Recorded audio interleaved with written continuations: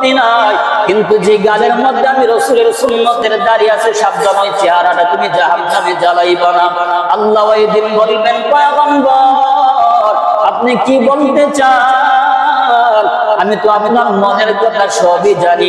আপনি কৌশলে আপনার উম্মতের গুনাহগুলি মাফ করে জান্নাতবাসী করতে চান।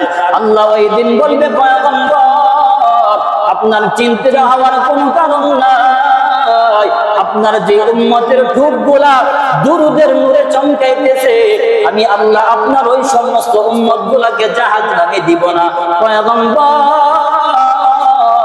আপনার ওই গুনাহগার উম্মতগুলাকে আমি আল্লাহর দরবার থেকে সুপারিশ করে আপনি জান্নাতের মেহমান বানা দেন। মুসলমান ইমানদার আল্লাহর গোলাম, এমন দুরুদের ফজিলত নবী আমার এমন আমল হবে যদি দুরুদ আমার আপনার জীবনে আমল বানায় নিতে পারি।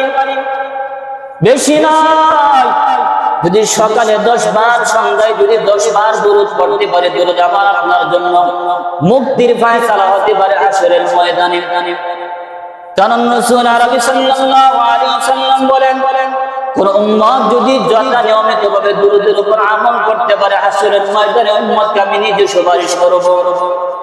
এজন্য পয়গম্বর আরবি সাল্লাল্লাহু আলাইহি ওয়াসাল্লাম হাদিস শরীফে অনেকগুলো দুরুদ বর্ণনা করেছেন।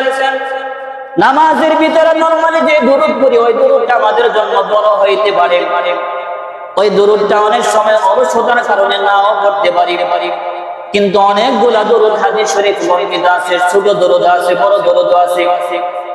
সব চাইতে ছোট দুরুদ শরীফ হলো সাল্লাল্লাহু আলাইহি ওয়াসাল্লাম।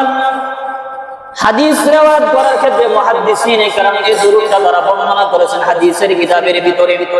সব চাইতে ছোট দুরুদ, এই দুরুদ যদি আপনি সকালে 10 বার, বিকালে 10 বার পাঠ করেন, কিংবা প্রত্যেক ওয়াক্ত নামাজের শেষে যদি আপনি 20 বার করে দৈনন্দিন 100 বার যদি দুরুদ পাঠ করতে পারেন, অন্তত আপনার আমলনামাতে যেমনই হোক রাসূলের দরবারে হাশরের ময়দানে সুপারিশ পাওয়ার মতো যোগ্যতা আপনারা রাখতে পারবেন। সাল্লাল্লাহু আলাইহি ওয়াসাল্লাম। এই দুরুদটা পড়তে 2 সেকেন্ড সময় লাগে মাত্র। যদি আপনি সকালে 10 বার, বিকালে 10 বার আমল বানায় নিতে পারেন, এই আমলটাকে যদি জীবনের একটা প্র্যাকটিস বানায় নিতে পারেন, জীবনের যত কিছু হোক না কেন, যত মুসিবত আসুক না কেন, অবসর সময় হোক আর ব্যস্ততার সময় হোক না কেন, ছুটির দিন হোক আর ঈদের দিন হোক, যদি এই আমলটাকে আপনার জীবনের জন্য যদি আমানত বানায় নিতে পারেন, পয়গম্বর বলেন আমি ওই উম্মতকে সুপারিশ করে আল্লাহর তৈরি জান্নাতের ভিতরে নিয়ে যাব।